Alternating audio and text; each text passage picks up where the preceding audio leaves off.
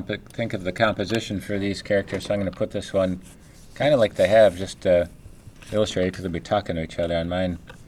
And again, trying to look at the overall spacing that you have, and then the shape of the character. So still starting off with the circular part for that part that has the eyes, because that can start the whole thing.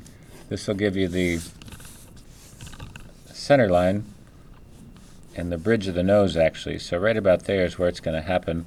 And that nose is, if it's on a front view, everything's going to be foreshortened, is what they call that, to be a little tighter inside there.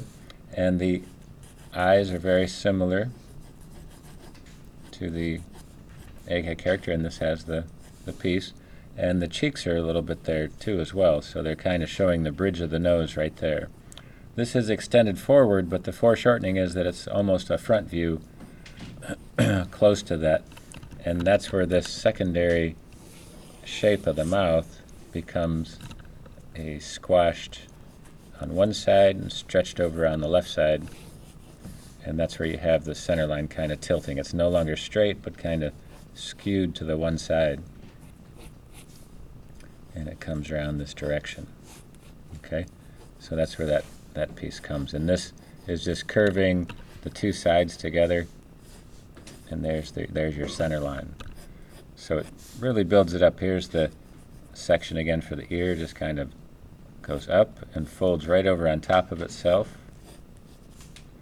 And this one you can see extended just a little bit if you think of it as a flat piece, and there's the hinge that bends it over. So it really extends that piece, just kind of placing the eyes up here, the eyebrows just echoing that shape.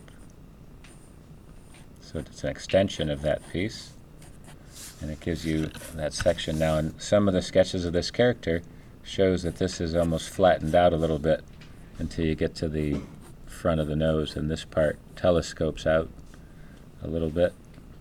It has a little point right down this center line, and the highlight is kind of round, can also wrap around like a cross contour line that we've talked about, and bend this across. So this is just kind of getting the overall look to it. So as you come down to this section, this has a little bit of the carryover from this hair. So this is nice and round.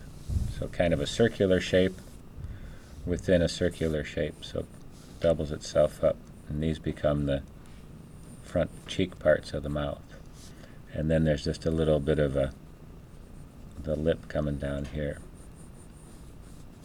So everything's still based off of those circular pieces, and if you go on the cross contour, you'll see even more that shape. And then coming up back up into the ear, just kind of working the drawing all up at the same time. And it builds this piece up. So it kind of cascades this part across. And the ridges for the furrow and the brow up at the top. So just for a beginning, you kind of get it laid out, and now you have these two characters interacting together on the page. So see how you can work that section out onto that piece, and then we'll come back.